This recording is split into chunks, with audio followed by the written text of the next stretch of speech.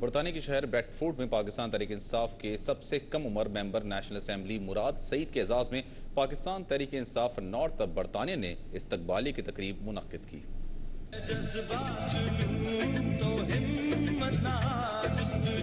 برطانیہ کے شہر بریڈفورڈ میں پاکستان تحریک انصاف کے سب سے کم عمر ممبر نیشنل اسمبلی پاکستان مراد سعید کے اعزاز میں پاکستان تحریک انصاف نارتھ برطانیہ نے استقبالیہ کی تقریب منعقد کی، جس میں پی ٹی آئی نارتھ برطانیہ کے عہدیداروں اور ممبران نے کثیر تعداد میں شرکت کی۔ استقبالیہ کی تقریب سے ممبر نیشنل اسمبلی مراد سعید نے خطاب کرتے ہوئے کہا کہ اب جب آپ کا وزیر اعلیٰ اور آپ کا وزیر اعظم پٹواری کے خرچے پہ چلے گا، ان کے ٹکڑوں پہ پلے گا، تو کس طرح آپ ان کا احتساب کر سکتے ہیں؟ انہوں نے کہا کہ خیبر پختونخوا میں اپنے پروگرامز کا آغاز کر دیا ہے، جس میں پٹواری سسٹم، تھانہ کلچر کمیشن مافیا اور پروٹوکول سسٹم کا خاتمہ، مفت علاج کی سہولت، تعلیمی نظام میں مثالی اصلاحات کے علاوہ موبائل کورس کا سسٹم شروع کر دیا گیا ہے۔ انہوں نے کہا کہ پروٹوکول کے خاتمے کی سب سے بڑی مثال یہ ہے کہ وزیر اعلیٰ خیبر پختونخوا آج بھی کرائے کے مکان میں رہتے ہیں۔ انہوں نے کہا کہ ہم پاکستان کو حقیقی فلاحی، جمہوری اور اسلامی ریاست بنائیں گے، کیونکہ جو ہمارے اوورسیز پاکستانی ہے وہ پاکستان کا سب سے قیمتی اثاثہ ہے، وہ یہاں پہ کماتے ہیں، اپنے پاکستان بیچتے ہیں،